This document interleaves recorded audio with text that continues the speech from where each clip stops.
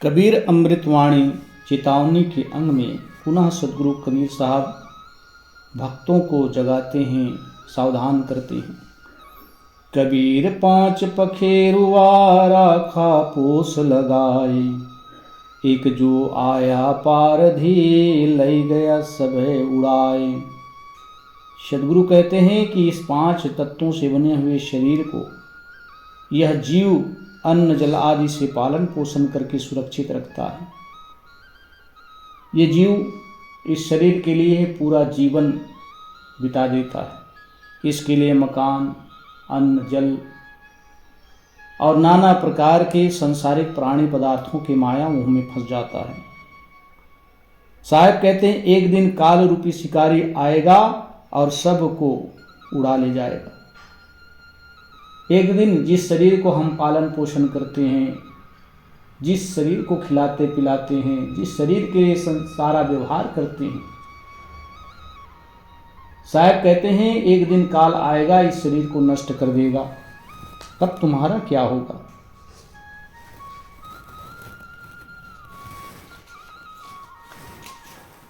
कबीर नाव तो झांझरी परी बिराने भार, केवट सो परिचय नहीं क्यों कर उतरे पार।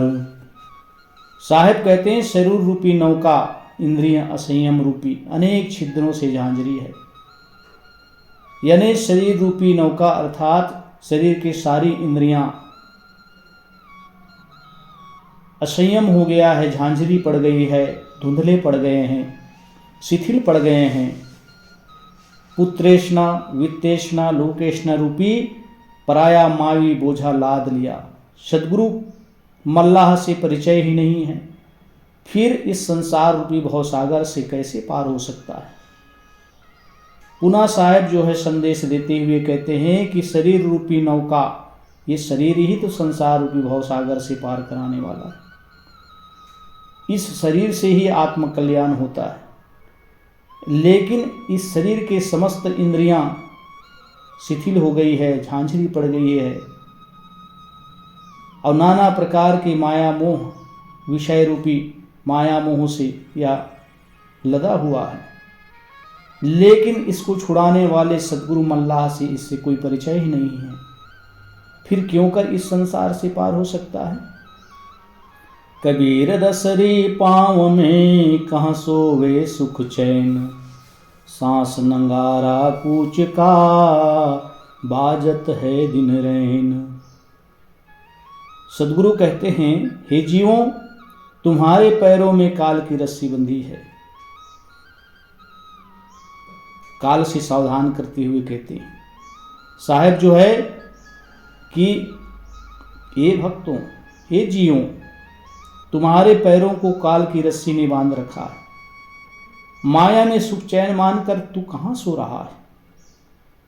संसार के सारे मनुष्य प्राणी पदार्थों के माया मोह में सुख की चैन समझते हैं, माया मोह में फंसकर अपना जीवन खराब करते हैं, लेकिन इसी में सुख मानकर उसी में ग्रसित रहते हैं।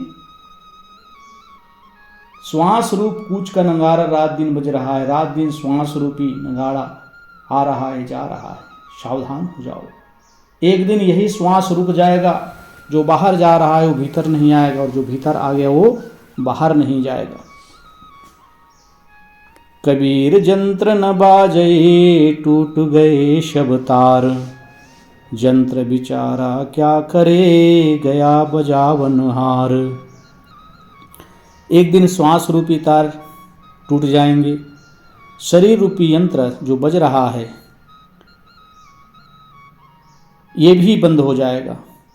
फिर यंत्र बेचारा क्या करे, जब उसे बजाने वाला अविनाशी जीव इस शरीर को छोड़कर सदा सदा के लिए विदा हो गया। सदगुरु कहते हैं कि श्वास रूपी तार टूट जाने पर शरीर रूपी यंत्र बजने वाला नहीं। जब तक शरीर में श्वास चल रहा है, शरीर के सारी इंद्रियों से हम भोगों को आनंद पूर्वक ग्रहण करते हैं। मुख से बोल रहे हैं, आँखों से देख रहे, कानों से सुन रहे हैं, जीभ से स्वाद ले रहे हैं, जब तक ये श्वास चल रहा है यही क्रिया चल रही है, ये यंत्र बज रहा है। लेकिन एक दिन इस शरीर से अविनाशी जीव चला जाएगा तो इस शरीर रूपी यंत्र बजना बंद हो जाएगा। इसलिए सद्गुरु सावधान करते हैं कि सजग हो जाओ, सचेत हो जाओ, एक दिन मौत आएगी, इस शरीर को नष्ट कर देगी। कबीर गाफिल क्या करे, आया काल नजीक, कान पकड़ के ले चला, ज्यों अजिया ही खटीक। हे जियो, सावधान होकर क्या करते हो, असावधान होकर क्या करते हो। मृत्यु तो नित्य तुम्हारे निकट आ रही है। जितने भी संसार में मानव हैं वही समझ सकते हैं, और संत महापुरुष लोग मानव को ही संदेश दिए हैं। लेकिन मानव जो असावधान होकर इस संसार में माया मोह के चक्रव्यूह में फंसा हुआ है, सोचता है कि आज हमारी मृत्यु नहीं होगी, आज हम नहीं मरेंगे।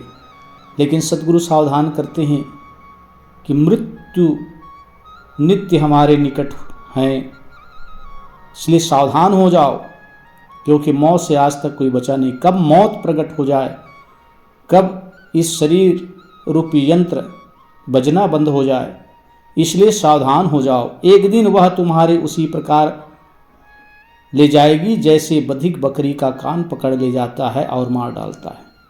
सद्गुरु यहाँ पर बधिक और बकरी का उदाहरण देते हुए कहते हैं कि जैसे बधिक बकरी को पकड़ कर ले जाता है, कान पकड़ कर ले जाता है मारने के लिए, उसी प्रकार से एक दिन मौत रूपी बधिक आएगी, इस शरीर रूपी बकरी को ले जाकर नष्ट कर देगी। कबीर पानी हौज का देखत गया बिलाए, ऐसे ही जीव जाएगा कालजु पहुँचा आए। हौज का पानी मोरी के मार्ग से देखते देखते समाप्त हो जाता है। हौज यानी नाली का पानी। हौज का मतलब यहाँ नाली समझे। नाली का पानी मोरी से होते हुए देखते देखते समाप्त हो जाता है। उसी प्रकार से शरीर रूपी नाली से श्वास रूपी पानी नाक रूपी मोरी से क्रमशः निकलते निकलते एक दिन संपूर्ण समाप्त हो जाता है और जीव शरीर त्याग कर चल बसता है। संसार के सारे परिवार नाते रिश्ते को तोड़कर, धन दौलत सारे चीज़ों को तोड़कर ये जीव हंसा उड़ जाता है।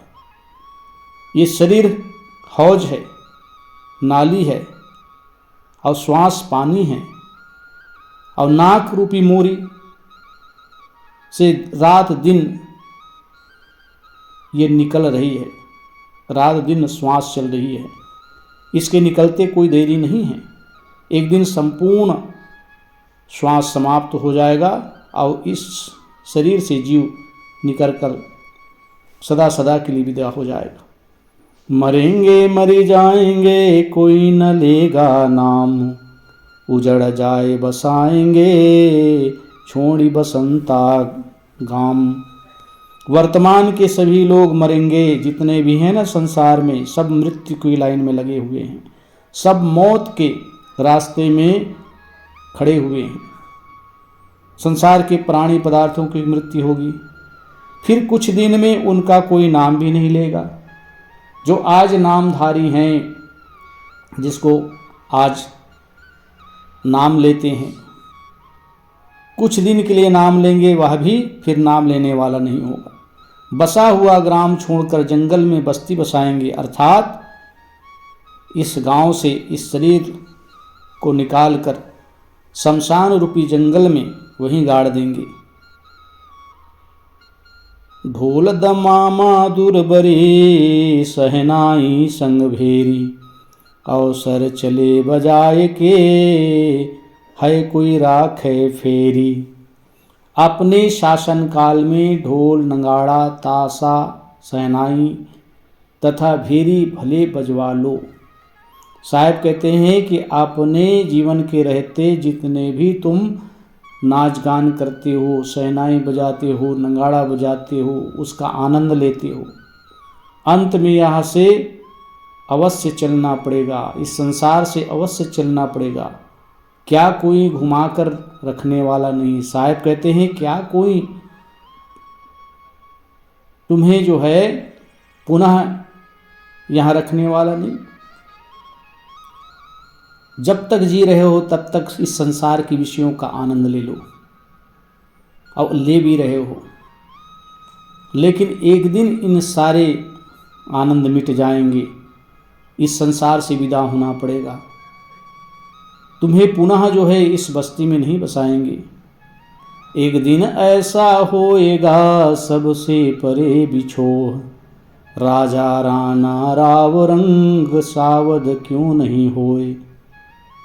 एक दिन ऐसा आएगा कि राजा राणा धनी गरीब सबसे बिछोड़ने पड़ेंगे, फिर सावधान क्यों नहीं होते हो। साहेब सचेत करते हुए कहते हैं, सदगुरु सचेत करते हुए कहते हैं, एक दिन सब से भी छोड़ना पड़ेगा। राजा राणा धनी गरीब पुत्र परिवार बेटा नाती पंथी सबसे, धन दौलत परिवार, एक दिन सबसे भी छोड़ना पड़ेगा। इसलिए आज सावधान क्यों नहीं होते हो। आज ही सावधान हो जाओ। उजड़ खेड़े टेकरे घड़ी घड़ी गए कुम्हार, रावण जैसा चली गया लंका का सरदार। जंगल की भूमि को जोतने वाला किसान, खेत खलिहान को जोतने वाला किसान, और ऊंची भूमि को खोद खोद कर नीची करने वाला कुम्हार, इस सब को कौन कहे। रावण जैसा सूरवीर विद्वान लंकाधीश भी इस दुनिया से चला गया।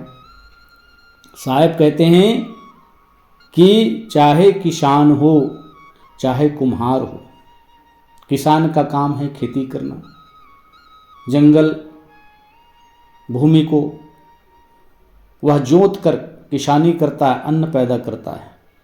और कुम्हार ऊंचे ऊंचे टीला को खोद कर मिट्टी से घड़ा नाना प्रकार के बर्तन बनाते हैं।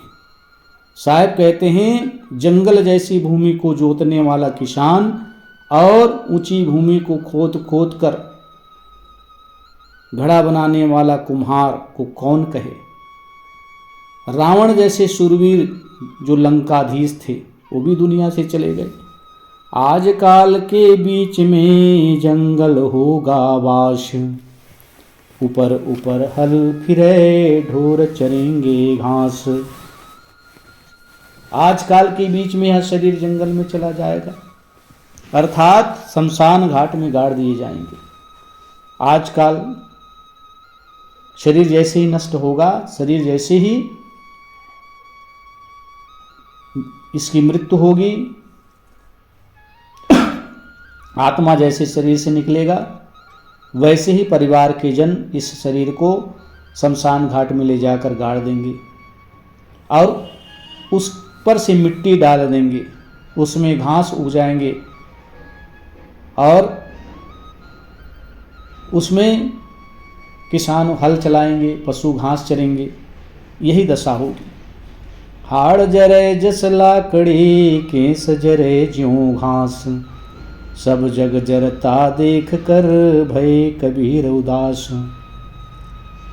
सदगुरु कहते हैं कि इस शरीर से विदा हो जाने के बाद परिवारजन के लोग इस शरीर को जलाते हैं तो हड्डी लकड़ी की तरह जलती है, केस घास की तरह जल जाते हैं। जगत के सारे लोगों को जलते हुए देखकर मुमुक्षु संसार से उपराम हो जाता है।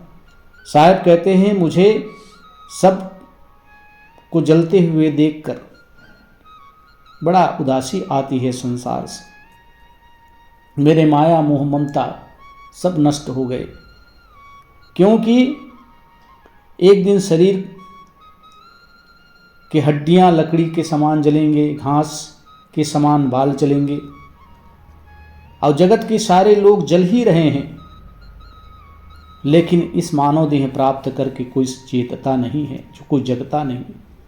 पानी केरा बुद बुदा इस मानुष की जात, देखत ही छिप जाएंगे ज्यों तारा पर भात। जिस प्रकार से पानी में बुलबुले पड़ते हैं, ये मनुष्य शरीर की यही दशा है। देखते देखते यह शरीर फूट जाएंगे। जैसे पानी में बुलबुले पड़ते हैं, देखते देखते वह बुलबुला पानी में मिल जाता है, फूट जाते हैं। उसी प्रकार से देखते देखते यह शरीर भी एक दिन समाप्त हो जाएगा। जैसे देखते देखते तारा सुबह होने पर सभी विलुप्त हो जाते हैं, समाप्त हो जाते हैं, छिप जाते हैं, उसी प्रकार देखते देखते सब एक दिन मौत के गाल में समा जाएंगे। रात गंवाई सोए कर, दिवस गंवायूं खाए, हीरा जन्म अनमोल था, कौड़ी बदले जाए। रात को सोने में गंवा दिए, दिन को खाने में समाप्त कर दिया। ये अनमोल हीरावत नरजन्म मिला था, परंतु विषय कौड़ी के बदले में जा रहा है। साहब कहते हैं कि तूने इस जीवन को सोने में गंवा दिया, खाने पीने में गंवा दिया। ऐसे हीरा जैसे जीवन को, नर्तन को तूने विषय में लगाकर ये नष्ट कर दिया। क्या तुम इसी के लिए मनुष्य देह प्राप्त किए थे? तब तो तेरा कल्याण होने वाला नहीं। कै खाना कै सोना और न कोई चित, सद्गुरु शब्द विसारिया, आदि अंत का मीत। या तो खाना या तो सोना, बस और किसी बात पर ध्यान नहीं। सद्गुरु के ज्ञान उपदेश को जो आदि से अंत तक ग्रहण करता है, अपने जीवन में उतारता है, उनका ही संसार रूपी भवसागर से वही पार होता है। साहब कहते हैं खाना और सोना बस, और संसार के विषयों के राग रंग में लगे रहना। लेकिन सद्गुरु के ज्ञान रूपी उपदेश शुरू से अंत तक मित्र के समान हमारे साथ देने वाले हैं, हमारे जीवन का कल्याण करने वाले हैं, उनको सदैव भूला रहता है। कभी संत गुरुजनों के ज्ञान उपदेश, सत्संग जो हितकारी हैं, जो कल्याणकारी हैं, उस ओर ध्यान नहीं देते। हमेशा भूले रहते हैं राग रंग में, संसार के प्राणी पदार्थों के मोह में, अब दुनिया से एक दिन यूं ही चले जाते हैं। ऐसे जीव का कभी भी कल्याण नहीं होता है। आछे दिन पाछे गए, गुरु सो किया न हेत, अब पछतावा क्या करे, चिड़िया चुक गई खेत। सद्गुरु कबीर साहब कहते हैं अच्छे दिन पीछे चले गए। अच्छे दिन का मतलब है शरीर हष्ट कष्ट था, शरीर बलवान था, कल्याण करने के लिए सुंदर सुनहरा अवसर मिला था, लेकिन उस समय ना गुरु से प्रेम किया, ना गुरु से सत्संग किया। यह अभागा मानव रात दिन विषयों के राग रंग में लगे रहे। अब मरने के समय पछताने से क्या होगा, जब काम आदि चिड़ियों ने नरजन्म खेत को नष्ट कर दिया। अक्सर आदमी जो है स्वस्थ रहता है, मस्त रहता है, जवानी रहती है, तब कहते हैं अभी कल्याण करने का समय नहीं, अभी संतों का सत्संग करने का समय नहीं। लेकिन इन अचेतों को ये समझ में नहीं आ रहा है कि एक दिन शरीर बूढ़ा हो जाने के बाद शरीर के सारे इंद्रियां शिथिल हो जाएंगी, आँखों से दिखाई नहीं पड़ेगा, कानों से सुनाई नहीं दे पड़ेगा, सारी इंद्रियां, शरीर कमज़ोर हो जाएंगे। तब क्या कल्याण का काम होगा, फिर तो पछताना ही पड़ेगा। लेकिन इन अचेत लोगों को किसी प्रकार से ख्याल नहीं आता है। साहब कहते हैं ऐसे अभागे न सद्गुरु से, संतों से प्रेम करते हैं, ना अपने जीवन को प्रेम करते हैं। अब एक दिन रोते हुए संसार से विदा हो जाते हैं।